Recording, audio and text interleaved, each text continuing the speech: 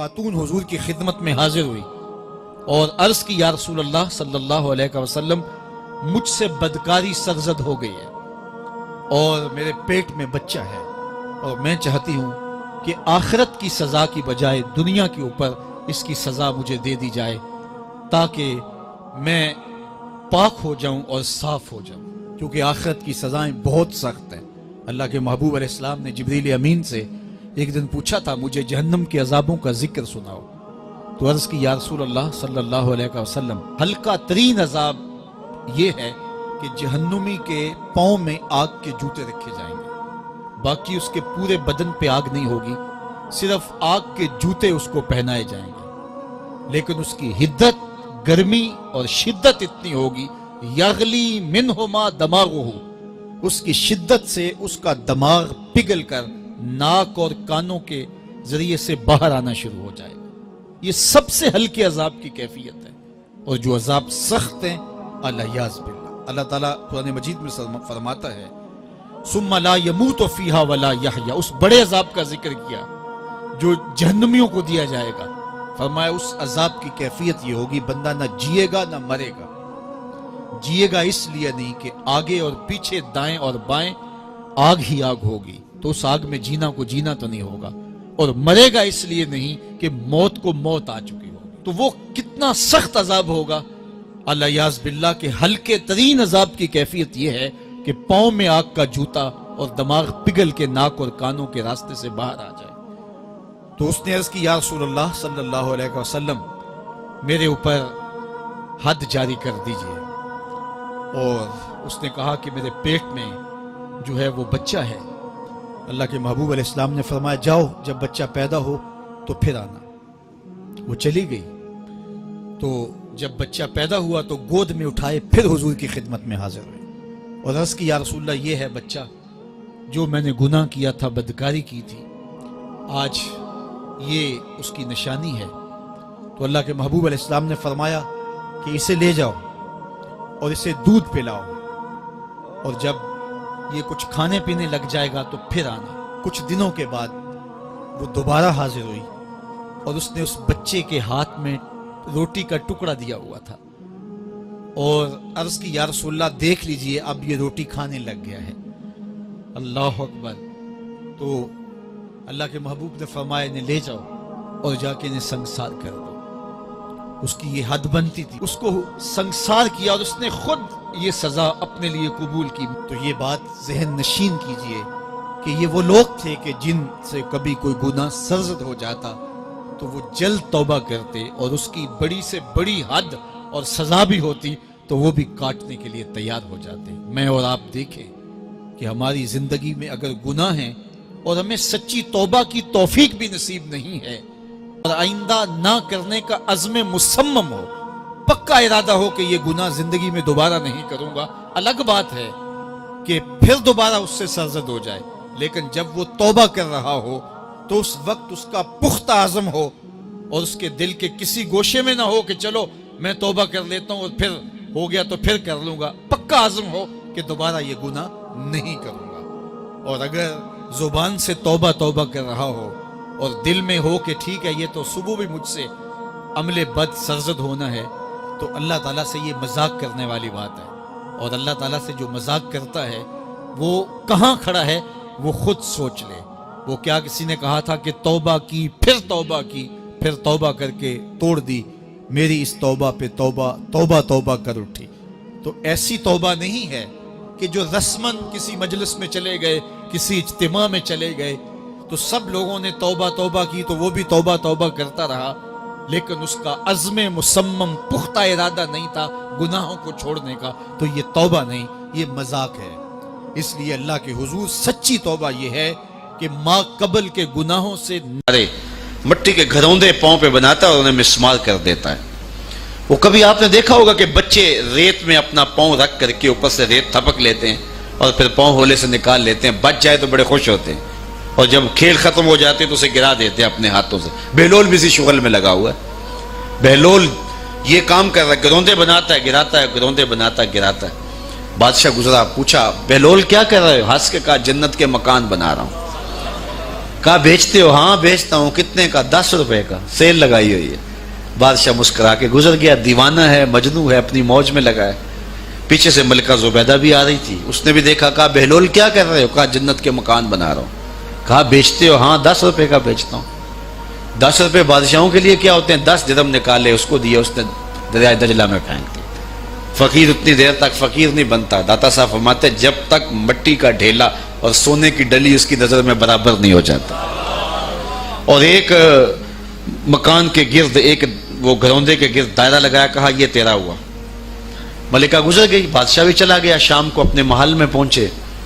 بادشاہ سویا. منظر جاگا کہ حشر کا دن ہے، پھر جنت کا منظر ہے. جنت میں بڑے بڑے خوبصورت مکان ہیں.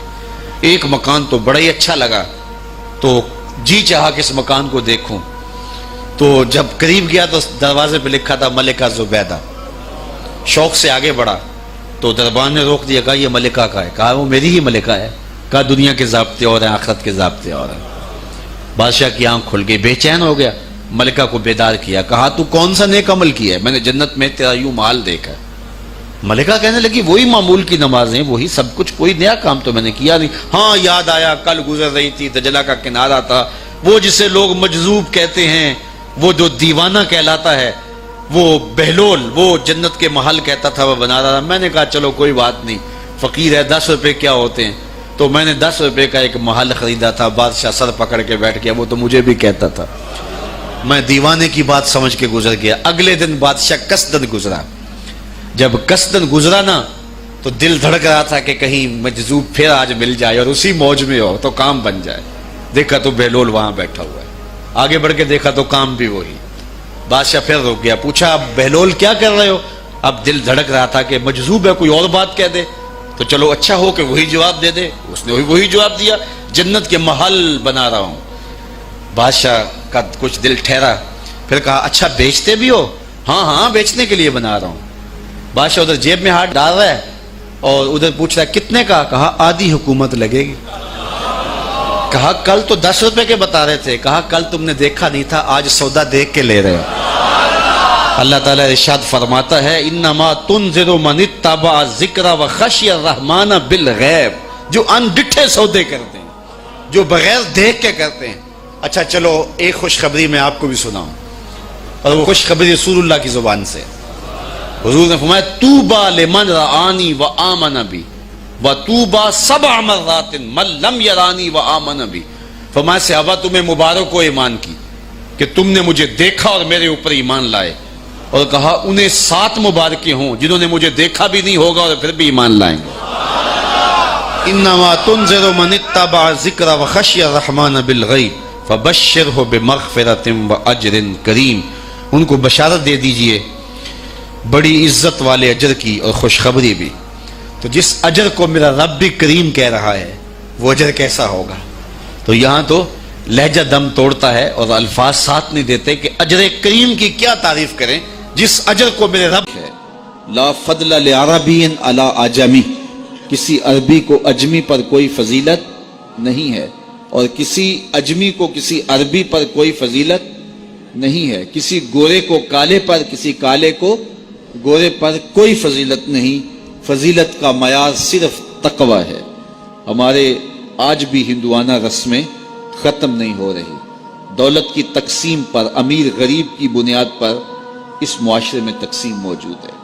ہمارے دیہاتوں میں چودھری اور کمی کی بنیاد پر تقسیم موجود ہے. رعایا اور حکمرانوں کی بنیاد پر یہاں تقسیمیں موجود ہیں.